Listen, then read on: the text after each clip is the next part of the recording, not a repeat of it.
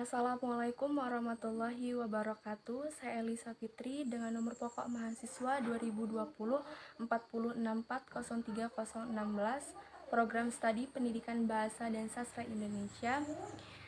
Di sini saya akan menjawab pertanyaan UTS pada mata kuliah Tata Bahasa Baku Bahasa Indonesia. Pertanyaan pertama yaitu jelaskan kedudukan bahasa Indonesia. Bahasa Indonesia memiliki dua kedudukan yang sangat penting. Yang pertama yaitu sebagai bahasa nasional dan yang kedua sebagai bahasa negara. Sebagai bahasa nasional, fungsi bahasa Indonesia yaitu untuk mempererat hubungan antar suku bangsa di Indonesia, di mana fungsi tersebut yang sebelumnya ditegaskan dalam Ikrar Sumpah Pemuda pada tahun 1928. Pada poin ketiga yang berbunyi, kami putra dan putri Indonesia menjunjung bahasa persatuan bahasa Indonesia. Lalu yang kedua yaitu sebagai bahasa negara. Fungsi bahasa Indonesia yaitu sebagai bahasa dalam penyelenggaraan administrasi negara seperti dalam penyelenggaraan pendidikan dan sebagainya. Dan diberlakukannya Undang-Undang 1945 pada bab ke-15 pasal 36 yang menegaskan bahwa bahasa negara ialah bahasa Indonesia. Pertanyaan kedua yaitu jelaskan proses morfofonemik dan berikan contoh. Proses morfofonemik yang terjadi pada bahasa Indonesia dapat dibedakan menjadi tiga, yaitu yang pertama proses perubahan fonem, kedua proses penambahan fonem, dan yang ketiga proses hilangnya fonem.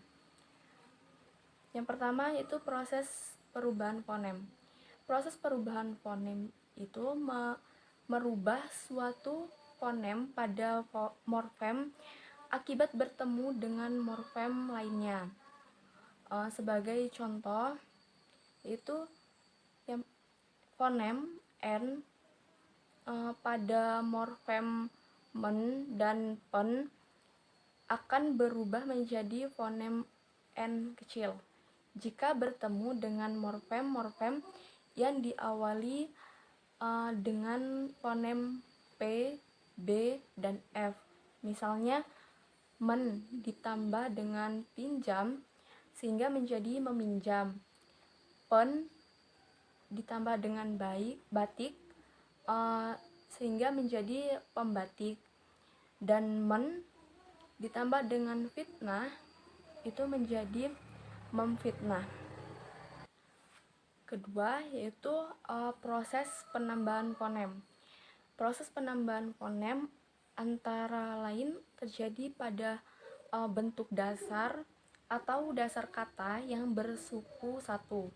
Hal ini terjadi sebagai akibat pertemuan morfem men dan morfem pen dengan bentuk dasar yang terdiri dari satu kata. Men berubah menjadi menge dan pen berubah menjadi penge. Sebagai contoh yaitu men ditambah dengan las sehingga menjadi mengelas, dan pen ditambah dengan bor sehingga menjadi pengebor. Selanjutnya yang ketiga yaitu proses hilangnya fonem.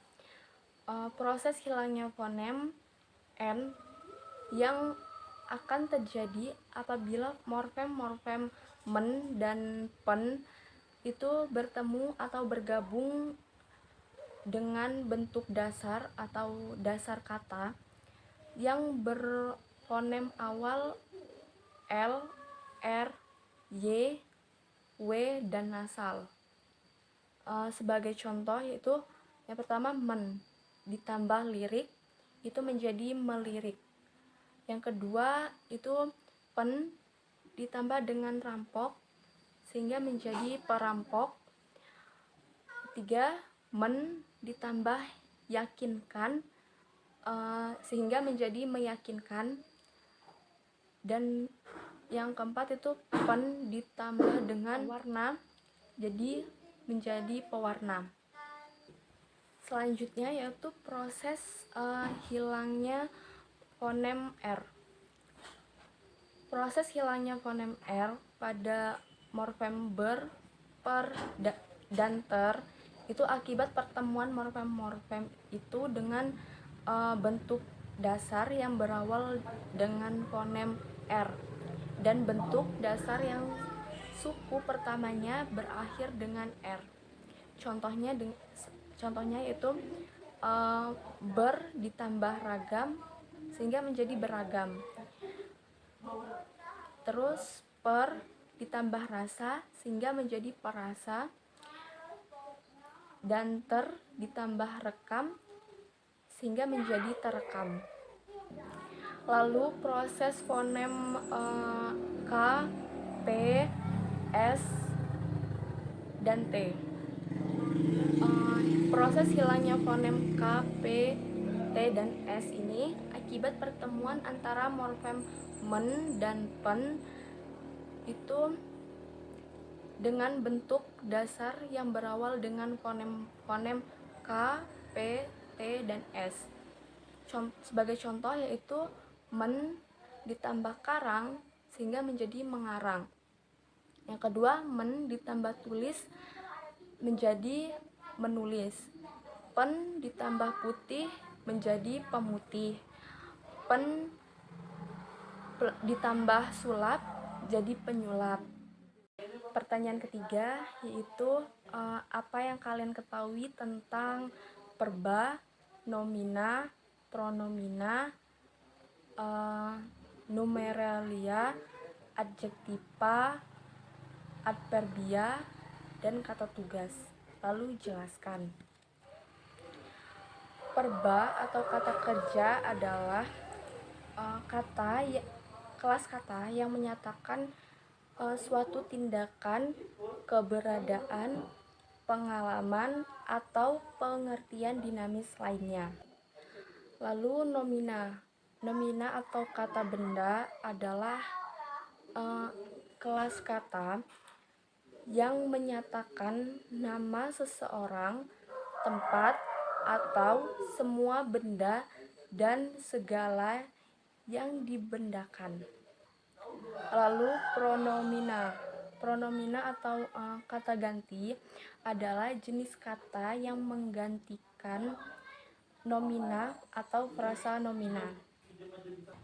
Selanjutnya numeralia atau kata bilangan adalah kata yang menyatakan jumlah benda atau urutannya dalam suatu deretan.